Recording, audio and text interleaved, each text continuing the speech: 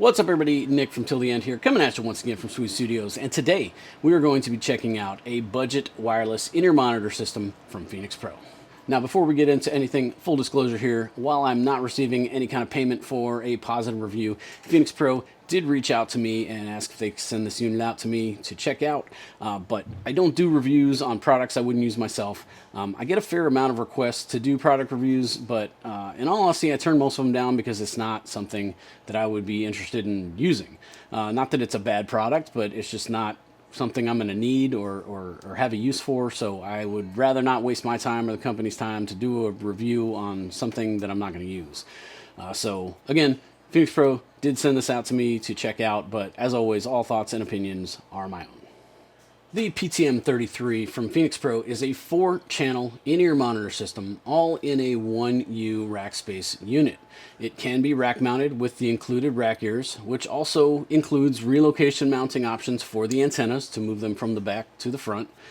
It also comes with 4 body pack receivers and 4 sets of earbuds, so it has everything you need to get started. There are 2 models with different frequency bands available. One is a 542 to 580 megahertz version, and the other one is 902 to 928 megahertz. Now, as with any wireless gear, you should always research what frequencies are available in the area you want to use it in. There's different ways to do this, but there are some online tools such as Shure's Wireless Frequency Finder. Sennheiser has one as well. These are obviously focused on their models, but you can compare the frequency bands of those units to whatever it is you're looking to buy. So if you want to buy the 500 megahertz band, but 500 megahertz is crowded in your area, it's probably not going to work very well for you, so choose wisely. The front panel is pretty straightforward. You have a single power button to turn the unit on.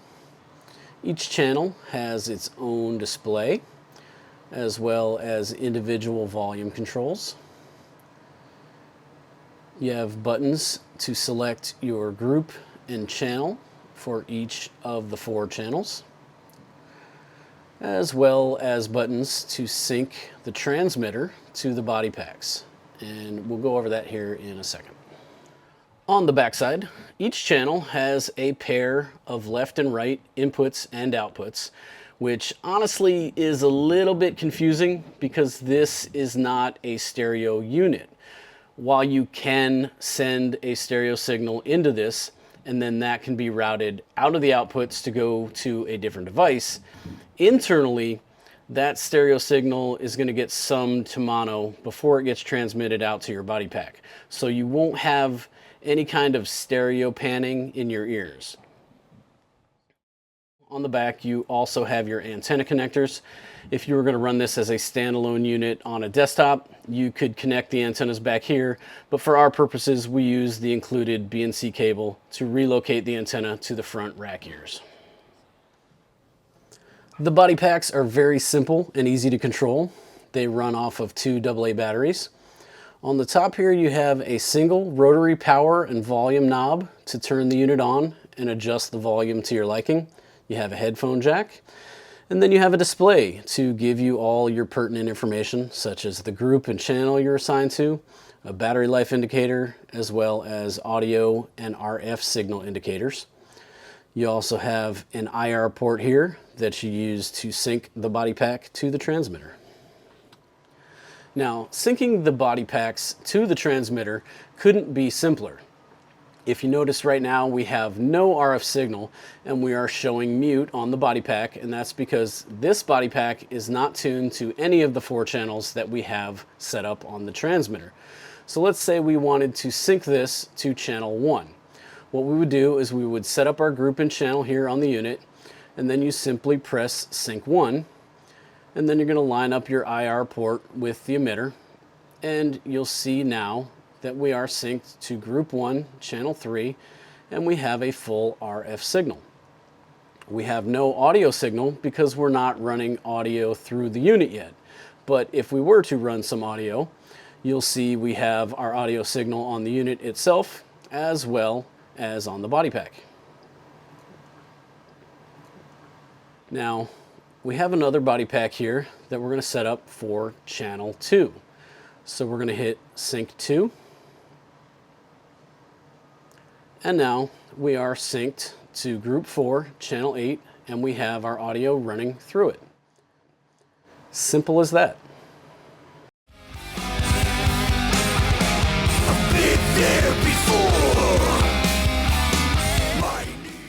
Now, I had hoped to test this out in a real-life live show environment, but absent any till the end shows at the moment, one of the downfalls to being geographically separated, I decided I would give this thing a good test run here in the studio.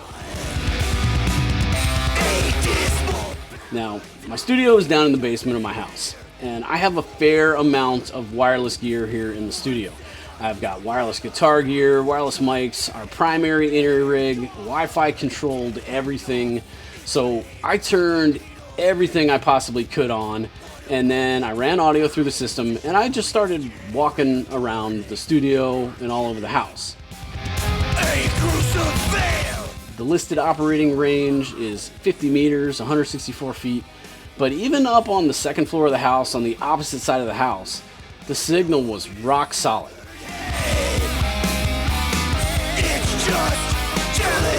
Even stepping outside, I only got the occasional momentary dropout.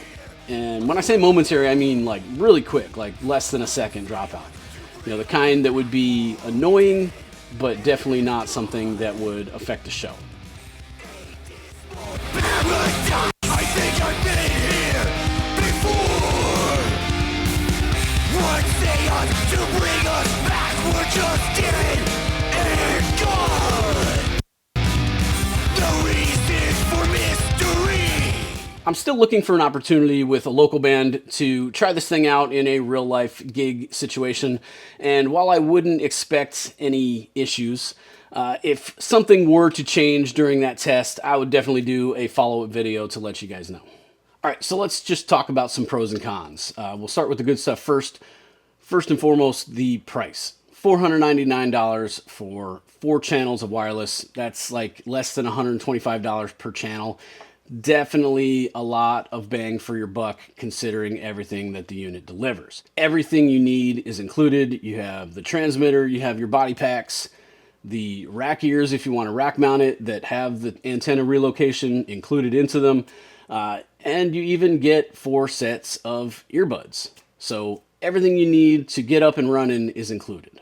Also, if you have more than 4 musicians in your band, let's say you have 5 or 6, you can buy extra body packs for like, I think they're $70, and basically sync those to one of the existing channels. Now, you would have to share a mix with someone else, so you would sync 2 body packs to one channel, you share that mix, but it's a very inexpensive way to add functionality to the system. Now, all that being said, this is still a budget-friendly unit, and as I said earlier, there's going to be some compromises and limitations that you're going to have to deal with because of that. Compared to more expensive units, you are going to have a more limited tuning bandwidth. As I discussed earlier, you have a 902 to 928 megahertz version and a 542 to 580 megahertz version, but that doesn't really tell the full story either. The full frequency range of the unit is not available to each one of those channels. Each of the 4 channels only has a 6 megahertz block of frequencies that are assigned to that channel. That means you have less flexibility when trying to find an open channel. Now, for example, channel D is assigned 573.8 to 579.8.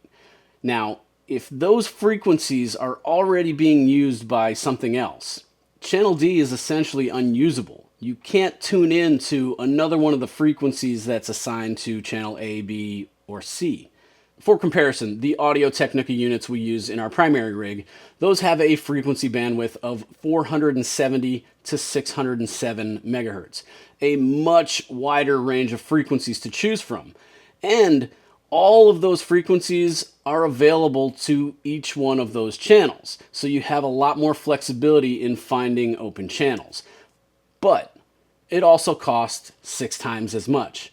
$3,000 for 4 channels of wireless there versus $500 for 4 channels of wireless here. Now, if you did run into this problem at a show, there's a simple temporary fix that'll get you through it. You just have to take the body pack of that channel that's not working and sync it to one of the other working channels. Again, you would have to share a mix with somebody. You wouldn't get your individual mix that you would normally have, but it should be enough to get you through the show. The next compromise is the lack of an auto scan function. Most of your more expensive units are going to have an auto scan function that is going to look at all the available frequencies and find the open ones for you. Makes setting things up a lot quicker. Without it, you're basically doing it manually, trial and error to find the open frequencies, which can take a long time depending on how crowded the wireless environment is. And if you're playing shows where there's quick changeovers between bands, you might not really have the time to test that out, and you might have to deal with it during the show, which is a little bit hectic.